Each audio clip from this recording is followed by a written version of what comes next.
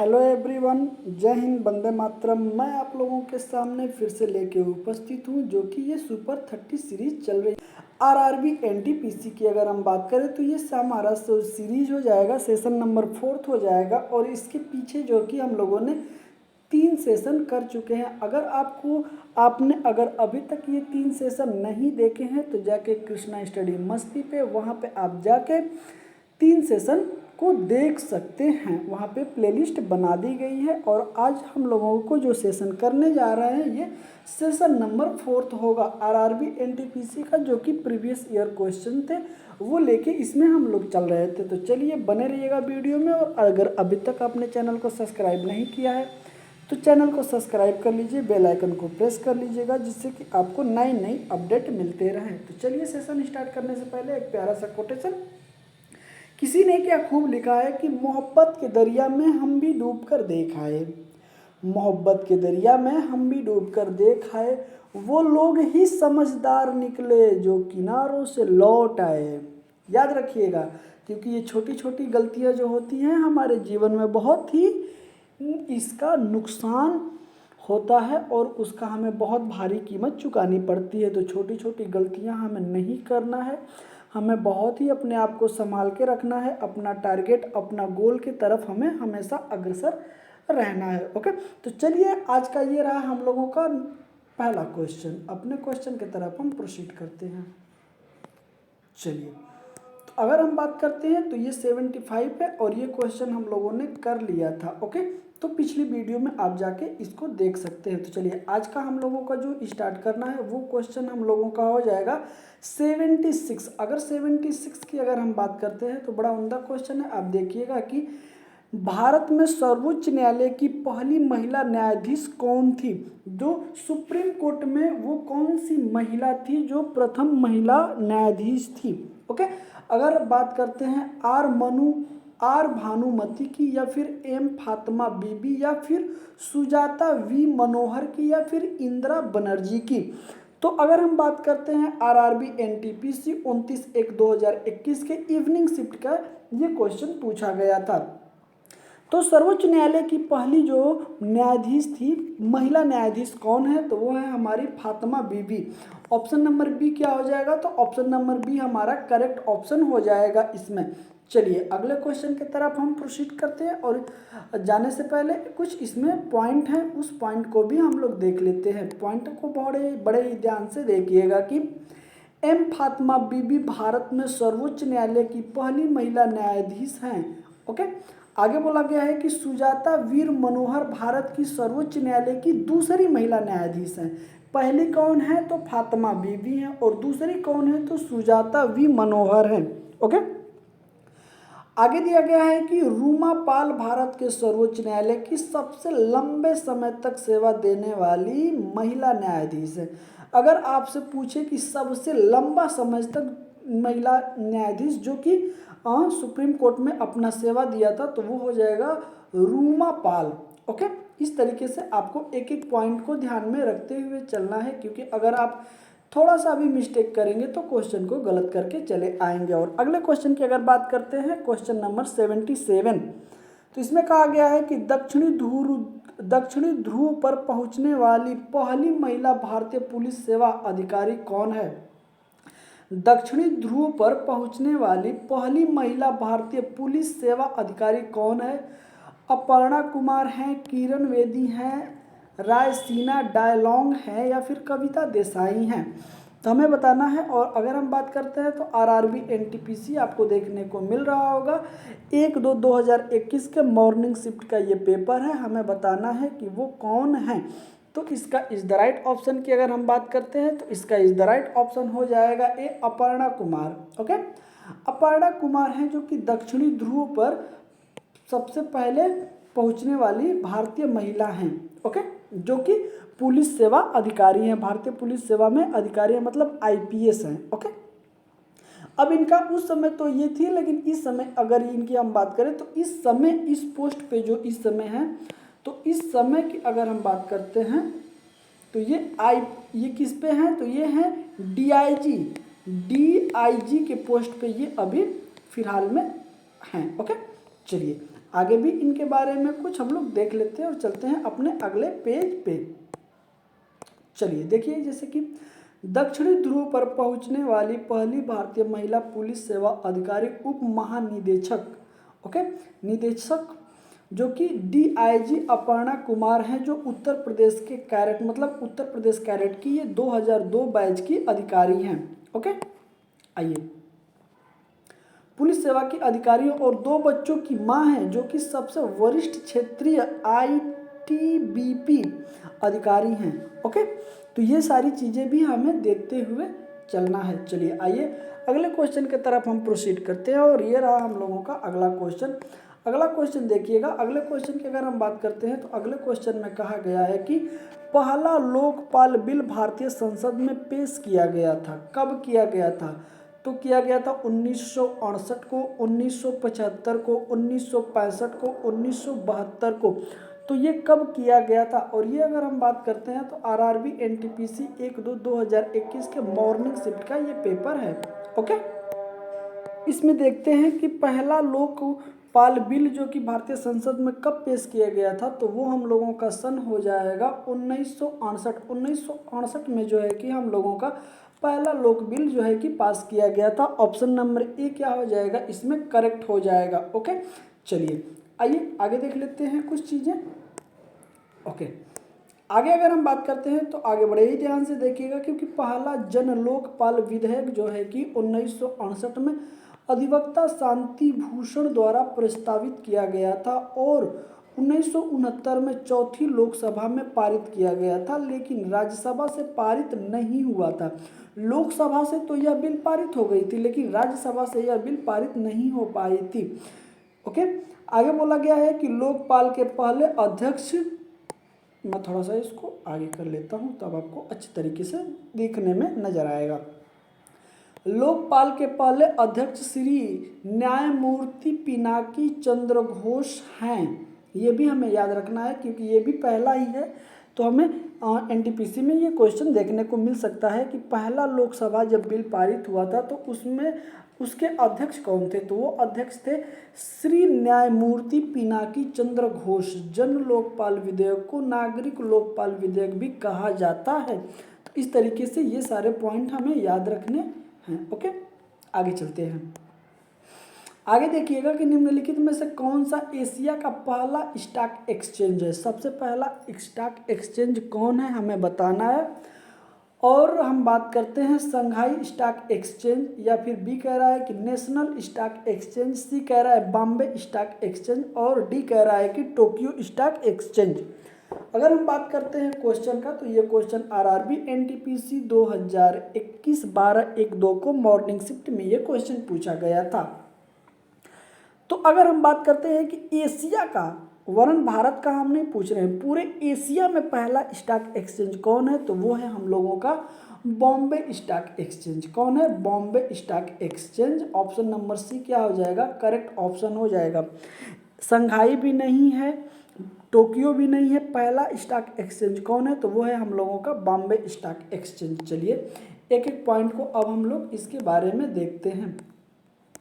आगे देखिए, कहा गया है कि Bombay stock exchange BSE, Bombay stock exchange जो है कि 1875 में स्थापित एशिया का पहला स्टॉक एक्सचेंज और सिक्योरिटीज कॉन्ट्रैक्ट रेगुलेशन एक्ट 1956 के तहत अस्थायी मान्यता प्रदान करने वाला देश का पहला स्टॉक एक्सचेंज है।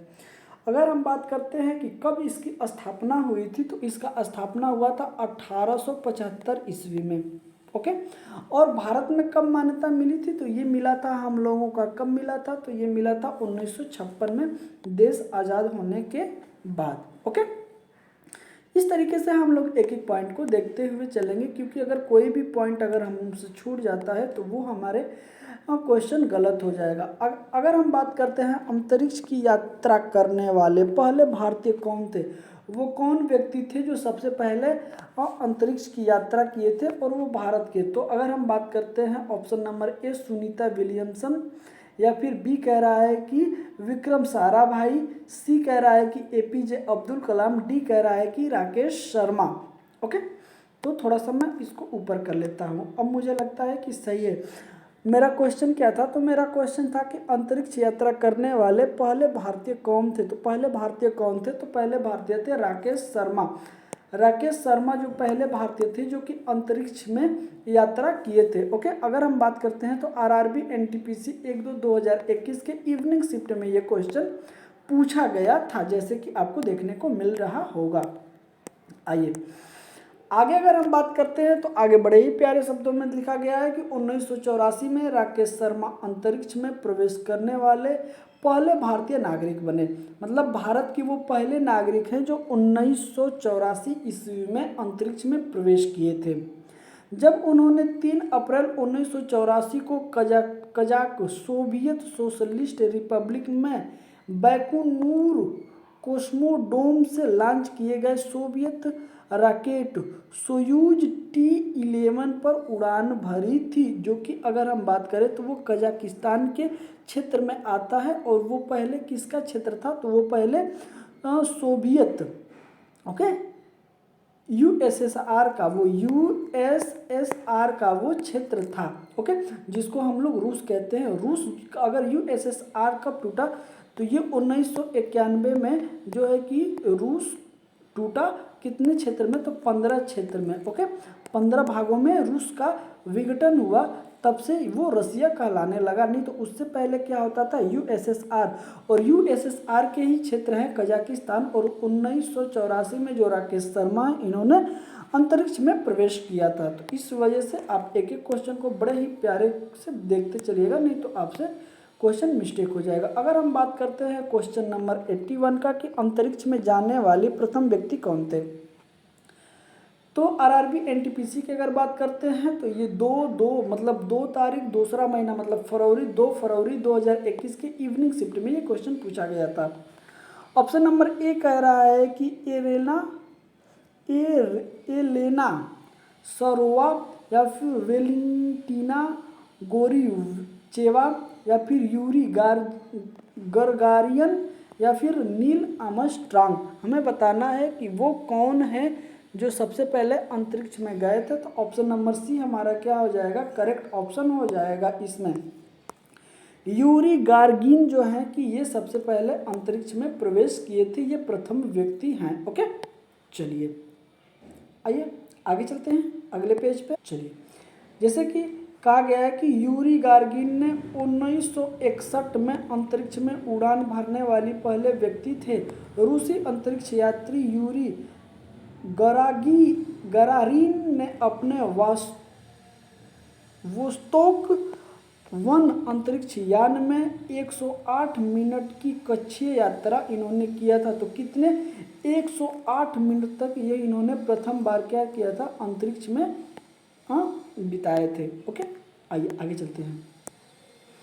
अगला क्वेश्चन देखिएगा, बड़ा ही उम्दा है। और अगले क्वेश्चन में कहा गया है कि भारत ने पोखरण में पहली बार परमाणु परीक्षण कब किया था। जो पोखरण में हमारा पहला परमाणु परीक्षण था वो किस सन में था, 18 मई 1974 को, 18 जून 1974 को, 18 मई 1975 को या फिर 28 मई 2005 को। तो हमें बताना है कि हमने भारत जो है कि अपना पहला परमाणु परीक्षण जो पोखरण में किया गया था कब किया गया था। अगर बात करते हैं आरआरबी एनटीपीसी, बड़े ध्यान से देखिएगा कि आरआरबी एनटीपीसी 2 फरवरी 2021 के इवनिंग में ये क्वेश्चन पूछा गया था। तो वो कब किया गया था हमें बताना है। तो ये किया गया था हमारा 18 मई 1974 ईस्वी में जो है कि पोखरण में परमाणु परीक्षण किया गया था। तो ऑप्शन नंबर ए क्या हो जाएगा, करेक्ट हो जाएगा। चलिए आइए आगे चलते हैं, देखते हैं कि पोखरण राजस्थान में पहला परमाणु परीक्षण 18 मई 1974 को किया गया था। परीक्षण का कोड नेम था स्माइलिंग बुद्धा। ये भी आपसे कभी कभी पूछा जा सकता है कि जो पोखरण में जो भारत अपना पहला परमाणु परीक्षण किया था उसका कोड नेम क्या था। तो कोड नेम था स्माइलिंग बुद्धा, ये भी हमें याद रखना है। आइए आगे चलते हैं और अगला क्वेश्चन बड़े ही ध्यान से देखिएगा कि भारत की पहली नियोजित मानव युक्त अंतरिक्ष उड़ान का नाम क्या है। गगनयान है या फिर गगन विमान है, पुष्पक यान है या फिर वायुयान है। और अगर हम बात करते हैं तो आरआरबी एनटीपीसी 3/2/2021 के इवनिंग शिफ्ट में ये क्वेश्चन पूछा गया था कि भारत की पहली नियोजित मानव युक्त उड़ान जो है कि वो कौन, उसका नाम क्या है, तो उसका नाम है हम लोगों का गगनयान। ओके, गगनयान 1 है। ओके, ऑप्शन नंबर ए क्या हो जाएगा, हमारा करेक्ट ऑप्शन हो जाएगा। चलिए आगे चलते हैं, बड़े ही ध्यान से देखिएगा कि गगनयान 1 नाम की पहली बिना चालक वाली उड़ान GSLV मार्क 3 रॉकेट पर जून 2022 से पहले लॉन्च होने वाली है। ओके, लेकिन ये क्या हुआ है, ये बीत चुका है 2022 में न करके, अभी इसमें ज़्यादा टाइम लगने वाला है, जो कि हमारा गगनयान 1 लॉन्च होने वाला है। चलिए आगे देखते हैं, आगे है कि क्वेश्चन नंबर 84 की नीति आयोग के पहले अध्यक्ष कौन थे। पहले अध्यक्ष की हमें इसमें बात की गई है, तो क्या अरुण जेटली थे, नरेंद्र मोदी थे, अरविंद पनघड़िया थे, अमिताभ कांत थे। तो हमें बताना है कि वो कौन थे। 84 नंबर की अगर हम बात करते हैं तो 84 नंबर में हमारा इज द राइट ऑप्शन क्या हो जाएगा, पहले अध्यक्ष की अगर बात करा है तो इसमें हम लोगों के नरेंद्र मोदी जी हो जाएंगे। Option number B correct option हो जाएगा, क्योंकि नीति आयोग का जो अध्यक्ष होते हैं वो हमारे देश का प्रधानमंत्री ही होता है, तो इस वजह से हमारा ऑप्शन नंबर बी क्या हो जाएगा, करेक्ट ऑप्शन हो जाएगा। चलिए आगे चलते हैं, और नीति आयोग की पहली बैठक की अध्यक्षता 8 फरवरी 2015 को नरेंद्र मोदी ने की थी। ये भी हमें याद रखना है कि पहली बैठक कब हुई है, क्योंकि ये टॉपिक ही चल रहा है एशिया में या भारत में, विश्व में या भारत में सबसे पहले क्या हुआ था, वही टॉपिक ही हम लोग लेके इसमें चल रहे हैं। ओके, चलिए आगे अगर हम बात करते हैं अगले क्वेश्चन का 85 का, तो इसमें कहा गया है कि भारत का पहला स्वदेशी निर्मित युद्धपोत क्या है। एनटीपीसी की अगर हम बात करते हैं तो 5/2/2021 के मॉर्निंग शिफ्ट में पूछा गया था। तो स्वदेशी निर्मित युद्धपोत कौन सा है, हमें बताना है। ऑप्शन नंबर ए कह रहा है कि INS गोदावरी, INS तलवार, INS शिवालिक, INS अरिहंत। तो अगर हम बात करते हैं कि इसमें कौन सा हो जाएगा, तो हमारा इज द राइट ऑप्शन क्या हो जाएगा, इसमें इज द राइट ऑप्शन हो जाएगा option number A, INS Godavari हमारा पहला युद्धपोत जो है कि भारत में निर्मित किया गया था। भारत में स्वदेशी निर्मित युद्धपोत है जो कि INS गोदावरी है। चलिए इसके बारे में कुछ की पॉइंट है हम लोग देख लेते हैं। INS गोदावरी F-20 भारतीय नौसेना के निर्देशक मिसाइल फ्रिगेट के अपने वर्ग का प्रमुख जहाज है। मुंबई में मझगांव डाक लिमिटेड द्वारा निर्मित यह स्वदेशी रूप से डिजाइन और निर्मित होने वाली भारतीय युद्धपोत है।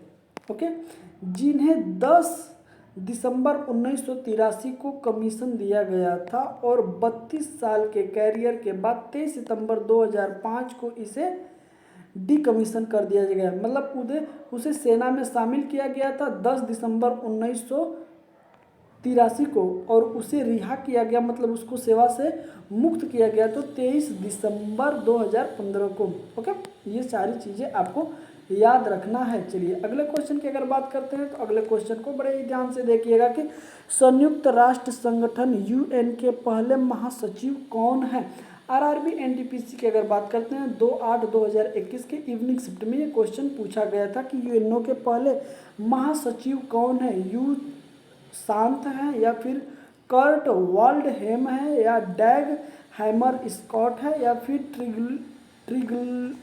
ट्रिगलवे ली है। तो हमें बताना है कि वो कौन है जो कि यूएन के महासचिव पहले है। तो कौन है, ट्रिंगवे ली है। ओके, ऑप्शन नंबर डी हमारा क्या हो जाएगा, करेक्ट ऑप्शन हो जाएगा। चलिए इनके बारे में भी कुछ देख लेते हैं। ट्रिंगवे लाई संयुक्त राष्ट्र सभा UN के पहले महासचिव थे। ओके, आगे देखिएगा अगला क्वेश्चन बड़ा ही उम्दा है। और अगले क्वेश्चन की अगर हम बात करते हैं तो चांद पर कदम रखने वाले पहले व्यक्ति कौन थे। तो कैथरीन जॉनसन थे, बज एल्ड्रिन थे या नील आर्मस्ट्रांग थे या फिर जॉर्ज टेलर थे। तो हमें बताना है कि चंद्रमा पर पहले कदम रखने वाले कौन व्यक्ति थे, तो वो व्यक्ति हमारे थे Neil Armstrong. Okay, option number C हमारा क्या हो जाएगा, करेक्ट ऑप्शन हो जाएगा। चलिए आइए आगे चलते हैं, इनके बारे में देखते हैं कि नील आर्मस्ट्रांग चांद पर कदम रखने वाले पहले व्यक्ति थी। 20 जुलाई 1969 को इन्होंने नील आर्मस्ट्रांग चांद पर कदम रखने वाले पहले इंसान बने और वह एल्डीन 3 घंटे तक घूमते रहे। उसके बाद चांद की गंदगी और चट्टान के टुकड़े उठाए। ओके, तो ये सारी भी चीज़ें हमें याद रखने हैं।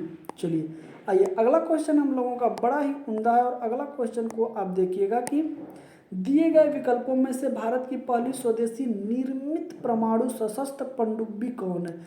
अभी इसके पहले हम लोगों ने क्या देखा था, युद्धपोत, और अब हमें देखना है कि हमारे देश में कौन पनडुब्बी सबसे पहले बनी थी और वो परमाणु संयुक्त थी। तो आरआरबी एनटीपीसी की अगर बात करते हैं तो 2/8/2021 के इवनिंग शिफ्ट का ये क्वेश्चन है। ऑप्शन कह रहा है कि आईएनएस चक्र, आईएनएस कलवारी और आईएनएस अरिहंत, आईएनएस खुखरी। तो हमें बताना है कि कौन है, तो हमारा है कि जो परमाणु सशस्त्र पनडुब्बी है तो वो कौन है, तो आईएनएस अरिहंत है। आईएनएस क्या है, अरिहंत है। तो ऑप्शन नंबर सी क्या हो जाएगा, करेक्ट ऑप्शन हो जाएगा।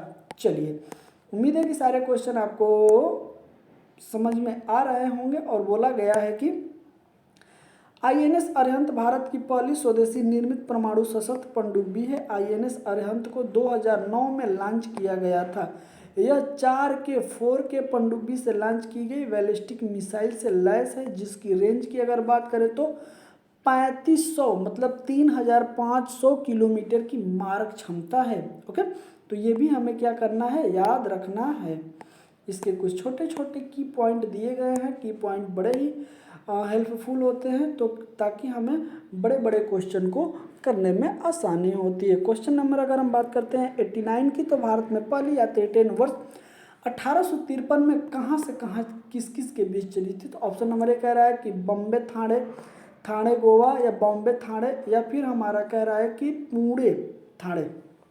ओके, तो 89 की अगर हम बात करते हैं तो सबसे पहले ट्रेन कहाँ चली थी, 1853 में। तो वो चली थी हमारा, कहाँ से कहाँ तक चली थी, तो वो चली थी हमारा बॉम्बे से थाने के बीच चली थी, जो कि लंबाई की अगर बात करें तो 34 किलोमीटर की पहली बार ये 34 किलोमीटर, सॉरी माफ़ करिएगा, 34 किलोमीटर की दूरी ये ट्रेन तय की थी, जो कि मुंबई से थाने के बीच चलाई गई थी।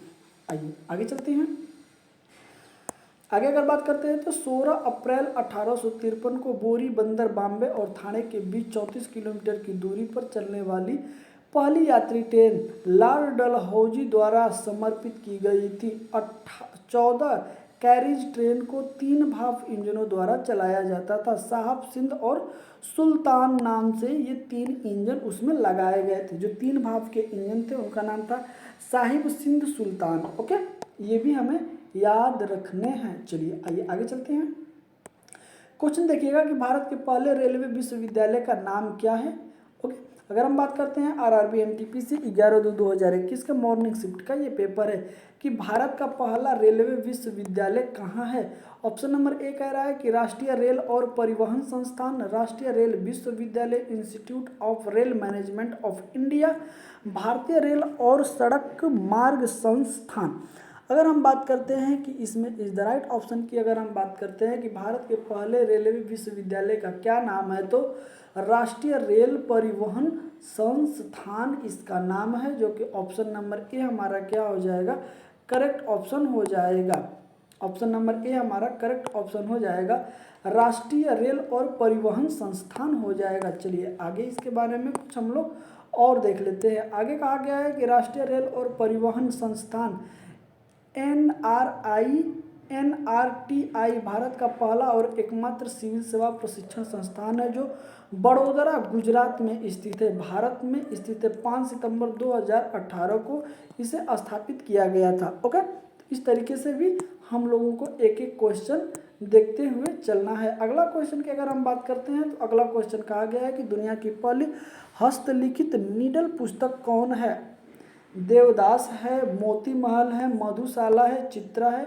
अगर बात करते हैं तो आरआरबी एनटीपीसी 15/2/2021 के मॉर्निंग शिफ्ट में ये क्वेश्चन पूछा गया था कि दुनिया की पहली हस्तलिखित नीडल पुस्तक कौन है। हमें बताना है कि वो कौन है, तो वो कौन सी पुस्तक है, मधुशाला है। क्या है, मधुशाला है। ऑप्शन नंबर सी हमारा क्या हो जाएगा, करेक्ट ऑप्शन हो जाएगा।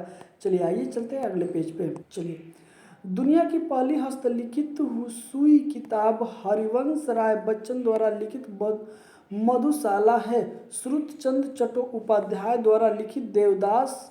चित्रा रविंद्रनाथ टैगोर द्वारा लिखित एकांकी नाटक है। ओके, ये सारी किताबों के नाम भी आपको याद रखने हैं। चलिए अगला क्वेश्चन की अगर हम बात करें तो अगले क्वेश्चन को देखिएगा कि सबसे पहला स्थापित होने वाला भारतीय प्रौद्योगिकी संस्थान आईआईटी कौन सा है। अगर हम बात करते हैं IIT Delhi, IIT Bombay, IIT Kanpur, IIT Kharagpur. अगर हम बात करते हैं तो आरआरबी एनटीपीसी 16/2/2021 के इवनिंग शिफ्ट में ये क्वेश्चन पूछा गया था। तो सबसे पहला जो है कि भारतीय प्रौद्योगिकी संस्थान आईआईटी जो है कि कौन है, तो वो है हम लोगों का खड़गपुर, आईआईटी खड़गपुर। आईआईटी खड़गपुर हम लोगों का हो जाएगा, करेक्ट ऑप्शन इसमें डी हो जाएगा। ओके, चलिए आगे चलते हैं और इसको देखिएगा कि आईआईटी खड़गपुर पश्चिम बंगाल जो है कि 1951 में स्थापित होने वाला भारत का पहला प्रौद्योगिकी आईआईटी संस्थान है। चलिए आगे चलते हैं। अगले क्वेश्चन को बड़े ही ध्यान से देखिएगा क्योंकि क्वेश्चन थोड़ा सा लंबा है, तो मुझे एक बार इसको कट करके नीचे जाना पड़ेगा। ओके, ऑप्शन नंबर कह रहा है कि संगीत, नृत्य और नाटक के लिए भारत की पहली राष्ट्रीय अकादमी कौन है। अगर हम बात करते हैं तो आरआरबी एनटीपीसी 22/2/2021 के मॉर्निंग शिफ्ट में ये क्वेश्चन पूछा गया था। आइए हम देखते हैं कि नृत्य क्या दिया गया था। तो क्वेश्चन, संगीत, नृत्य और नाटक के लिए भारत की पहली राष्ट्रीय अकादमी कौन थी। कला और नृत्य अकादमी, संगीत नाटक अकादमी, संगीत कला मंच या भारत कला केंद्र। तो हमें बताना है कि संगीत, नृत्य और नाटक के लिए भारत की पहली राष्ट्रीय अकादमी कौन थी, तो वो थी हमारी संगीत नाटक अकादमी। ओके, क्या है हम लोगों का, संगीत नाटक अकादमी। ऑप्शन नंबर बी क्या हो जाएगा, ऑप्शन नंबर बी इसमें करेक्ट ऑप्शन हो जाएगा।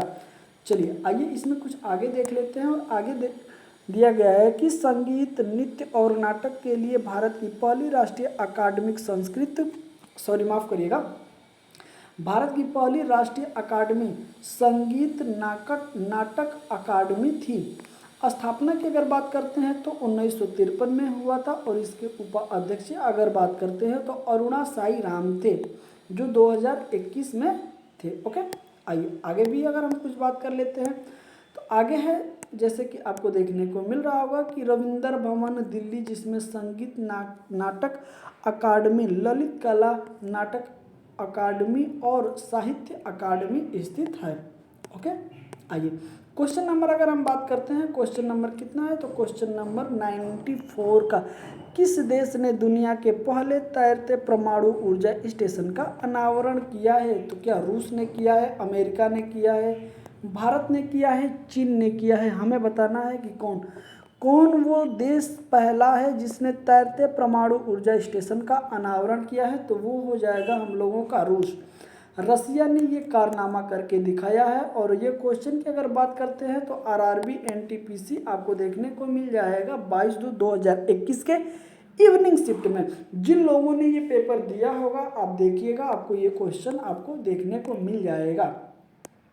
रूस ने दुनिया के पहले तैरते परमाणु ऊर्जा स्टेशन का अनावरण किया है। अकादमिक लोमोनोवा दुनिया का पहला तैरता हुआ परमाणु ऊर्जा संयंत्र एनपीपी रूसी सुदूर पूर्व के चटुक्ता क्षेत्र के पेवेक में पूरी तरह से चालू हो गया है। आइए चलते हैं अगले क्वेश्चन पे। अगले क्वेश्चन की अगर हम बात करते हैं तो अगले क्वेश्चन को ध्यान से देखिएगा कि संगीत नाटक अकादमी के प्रथम अध्यक्ष कौन थे। तो अगर बात करते हैं राजेंद्र प्रसाद, अरुण साई राम, पीवी राजमत्रार या फिर शेखर सेन, हमें बताना है कि वो कौन थे। ओके, तो वो कौन थे, तो वो थे हमारे ऑप्शन नंबर सी इसका करेक्ट ऑप्शन हो जाएगा। पीवी राजमन्नार, क्या है, Rajamannar. Okay, option number C क्या हो जाएगा, करेक्ट ऑप्शन हो जाएगा। आइए इनके बारे में कुछ देख लेते हैं। पीवी राजमन्नार संगीत नाटक अकादमी के पहले अध्यक्ष थे। इसकी स्थापना 1953 ईस्वी में हुई थी। रविंद्र भवन नई दिल्ली, जिसमें संगीत नाटक अकादमी, ललित कला अकादमी और साहित्य अकादमी स्थित है। वर्तमान 2021 की अगर बात करें तो उपाध्यक्ष कौन है, अरुण साईराम इसके हैं, जो कि 2021 में बनाए गए हैं। अगले क्वेश्चन की अगर हम बात करते हैं तो अगला क्वेश्चन बड़े ही ध्यान से देखिएगा कि 1931 में मुंबई से कराची के लिए एकल, ओके, आइए थोड़ा सा आगे चलते हैं। ओके, तो क्या दिया था कि 1931 में मुंबई से कराची के लिए एकल उड़ान भरने वाली पहले व्यक्ति का नाम बताएं, वो कौन है। तो क्या ऑप्शन नंबर ए कह रहा है कि CNR राव हैं, या फिर RJD टाटा है, या फिर नेशनल मंडेला है, या सत्यजीत रे हैं। तो हमें बताना है कि वो कौन है। तो वो है RJT टाटा। कौन है, RJT Tata. Option number B क्या हो जाएगा, करेक्ट ऑप्शन हो जाएगा इसमें। ऑप्शन नंबर बी क्या होगा इसमें, करेक्ट ऑप्शन हो जाएगा। अगर हम बात करते हैं तो RRB NTPC 1/3/2021 के इवनिंग शिफ्ट में ये क्वेश्चन पूछा गया था। चलिए आइए आगे चलते हैं, इनके बारे में कुछ की पॉइंट है देख लेते हैं, फिर हम अगले क्वेश्चन की तरफ चलेंगे। JRD टाटा, जहांगीर रतनजी दादा भाई टाटा 1931 में मुंबई से कराची के लिए एकल उड़ान भरने वाले पहले व्यक्ति थे। JRD भारत की पहली एयरलाइंस के संस्थापक बने और हवाई जहाज उड़ाने के लिए लाइसेंस प्राप्त करने वाले पहले भारतीय बने थे। ओके, चलिए अगला क्वेश्चन की अगर हम बात करते हैं तो निम्नलिखित में से कौन सा भारत का पहला जल विद्युत संयंत्र है। जल विद्युत संयंत्र है, अगर हम बात करते हैं तो RRB NTPC 2/3/2021 के मॉर्निंग शिफ्ट में ये क्वेश्चन पूछा गया था कि भारत का पहला जो है कि जल विद्युत, ओके, क्या है, जल विद्युत संयंत्र है। तो ऑप्शन नंबर ए कह रहा है कि Sidrapong hydraulic power station, hydro electronic power station, या फिर Tehri pump storage hydro electric power plant, या फिर सरदार सरोवर बांध, या फिर Karcham Wangtoo hydro electric plant. तो हमें बताना है कि इसमें कौन सा ऑप्शन सही है। तो ऑप्शन नंबर हमारा ए इसमें करेक्ट ऑप्शन हो जाएगा। ऑप्शन नंबर ए क्या होगा, करेक्ट ऑप्शन हो जाएगा। Okay, Sidrapong hydro electric power station जो है कि भारत का पहला जो है कि जल विद्युत संयंत्र है। अब आते हैं की पॉइंट की अगर हम बात करते हैं तो Sidrapong hydro electric power station Bharat का पहला हाइड्रो इलेक्ट्रिक प्लांट है। यह पश्चिम बंगाल के दार्जिलिंग में स्थित है। तो ये कहाँ स्थित है, पश्चिम बंगाल के दार्जिलिंग के पास बटबटिया नदी पर स्थित है। भागीरथी उत्तराखंड में स्थित टिहरी भागीरथी उत्तराखंड में जो उत्तराखंड में भागीरथी नदी है उस पर जो है कि Tehri pump storage hydro electronic power plant स्थित है। और आगे अगर हम बात करते हैं तो आगे है कि नर्मदा नदी पर स्थित सरदार सरोवर बांध है। गुजरात सतलुज नदी पर स्थित Karcham Wangtoo hydro electric plant Himachal Pradesh में स्थित है। इस तरीके से आप एक एक क्वेश्चन को देखते हुए चलिएगा। और आगे अगर हम बात करते हैं तो आगे के निम्नलिखित कथनों में से कौन सही है। RRB NTPC 2/3/2021 के मॉर्निंग शिफ्ट का ये पेपर था। कौन सा ऑप्शन क्या है हमें सही बताना है। ऑप्शन थोड़ा बड़ा है, इस वजह से आप मुझे एक बार और ऊपर की तरफ जाना पड़ेगा। ऑप्शन नंबर ए कह रहा है कि सुचेता कृपलानी किस भारतीय राज्य की पहली महिला मुख्यमंत्री थी। हमें ये ऑप्शन नंबर ए कह रहा है। बी कह रहा है कि सुचेता कृपलानी भारत की पहली महिला उपराष्ट्रपति थी। आगे चलते हैं, आगे है कि सुचेता कृपलानी भारत की पहली महिला राष्ट्रपति थी, या फिर सुचेता कृपलानी भारत के पहली महिला प्रधानमंत्री थी। अगर हम बात करते हैं इसमें कि सुचेता कृपलानी की अगर हम बात करते हैं तो वो क्या थी, वो उत्तर प्रदेश, कहाँ, उत्तर प्रदेश की पहली जो है कि महिला मुख्यमंत्री थी, ये भी हमें याद रखना है। ओके, सुचेता कृपलानी किस भारतीय राज्य की, तो उत्तर प्रदेश की वो क्या थी, पहला मुख्यमंत्री थी। ओके, ये भी हमें याद रखना है। आइए आगे चलते हैं। आगे है कि पहला राष्ट्रपति महिला वो कौन भारतीय महिला है जो कि भारत की पहली महिला राष्ट्रपति हैं, तो वो हैं हम लोगों के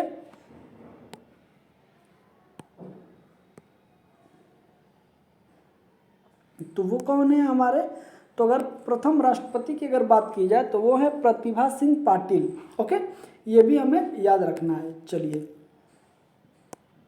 आगे अगर बढ़ते हैं तो सुचेता कृपलानी भारतीय राज्य की पहली मुख्यमंत्री बनी थी। वह भारत की पहली महिला मुख्यमंत्री थी जिन्होंने 1963 से 1970 तक उत्तर प्रदेश सरकार की प्रमुख के रूप में कार्य किया था।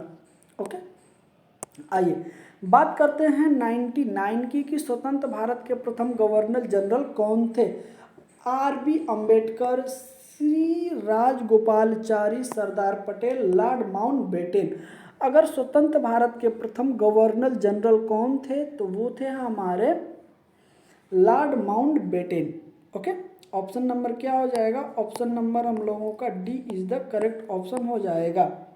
स्वतंत्र भारत के प्रथम गवर्नर जनरल कौन थे तो वो थे लॉर्ड माउंटबेटन। ओके, और ये आरआरबी एनटीपीसी 3/3/2021 के मॉर्निंग शिफ्ट में ये क्वेश्चन आपको पूछा गया था। आइए इनके बारे में भी हम कुछ देख लेते हैं की पॉइंट्स। कहा गया है कि लॉर्ड माउंटबेटन स्वतंत्र भारत के पहले गवर्नर जनरल थे। माउंटबेटन भारत के अंतिम ब्रिटिश वायसराय थे और इन्हें ब्रिटिश सरकार ने हमारे देश में ब्रिटिश साम्राज्य को समेटने के लिए नियुक्त किया था। ओके, आगे है कि 12 फरवरी 1947 से कब तक है तो ये भी हमें याद। ओके, कब से कब तक, 12 फरवरी 1947 से 15 अगस्त 1947 ओके तक भारत के अंतिम वायसराय के रूप में, और फिर 15 अगस्त 1947 से 21 जून 1948 तक स्वतंत्र भारत के पहले गवर्नर जनरल के रूप में इन्होंने क्या किया है, कार्य किया। ओके, इस तरीके से आप एक एक क्वेश्चन को याद रखिएगा क्योंकि क्वेश्चन बड़े ही उम्दे हैं और इस सेशन का ये हम लोगों का आज का लास्ट क्वेश्चन है बिल्कुल। तो चलिए क्वेश्चन नंबर 100 की अगर बात करते हैं तो भारत का पहला पोशाक संग्रहालय कहाँ स्थित है। क्या उत्तर प्रदेश में स्थित है, गोवा में स्थित है, पश्चिम बंगाल में स्थित है, महाराष्ट्र में स्थित है। हमें बताना है कि भारत का पहला पोशाक संग्रहालय कहाँ स्थित है। तो ये स्थित है हम लोगों का गोवा में। करेक्ट ऑप्शन इसमें बी हो जाएगा, B is the correct option हो जाएगा। चलिए इसके बारे में देख लेते हैं कि भारत का पहला पोशाक संग्रहालय जो है, सॉरी माफ़ करिएगा, भारत का पहला पोशाक जो है कि संग्रहालय की अगर बात करें तो मोदा, जगह का नाम क्या है तो मोदा गोवा संग्रहालय और अनुसंधान केंद्र है, गोवा में स्थित है। डिजाइनर वेलेंस राडिक्स ने पहला पोशाक संग्रहालय तैयार किया था। ओके, इस तरीके से आज हम लोगों ने एनटीपीसी में जो कि प्रीवियस ईयर लेके मैं चल रहा था उसमें आज हम लोगों ने 100 क्वेश्चन कंप्लीट कर लिए हैं। और आज का अगर हम सेशन की बात करें तो सेशन नंबर हमारा ये 3rd था, सॉरी माफ़ करिएगा ये 4th था। ये सेशन नंबर कौन सा था तो ये सेशन नंबर 4 था। अगर आपने अभी तक 3 सेशन जो कंप्लीट हो चुके हैं, अगर अभी तक आपने उसको नहीं कंप्लीट किया है तो कृष्णा स्टडी मस्ती पे जाके वहाँ पे प्लेलिस्ट बना दी गई है, वहाँ पे आप जाके ये 3 सेशन कंप्लीट कर सकते हैं। और अगर अभी तक आपने चैनल को सब्सक्राइब नहीं किया है तो सब्सक्राइब कर दीजिए, बेल आइकन को प्रेस कर लीजिए जिससे कि आपको नए नए अपडेट मिलते रहे। और जल्दी से जल्दी इस सेशन को जितना ज़्यादा से ज़्यादा हो सके आपके ग्रुप में, सोशल मीडिया पे जितना से ज़्यादा आप शेयर कर सकते हैं शेयर कर दीजिए क्योंकि ये सेशन बहुत ही इम्पोर्टेंट है और ज़्यादा से ज़्यादा लोगों के पास पहुंच सके। ओके, तो चलिए इसी सेशन में अब हम आपसे विदा लेते हैं और मिलते हैं आपसे अगले सेशन में। तब तक के लिए जय हिंद, वंदे मातरम।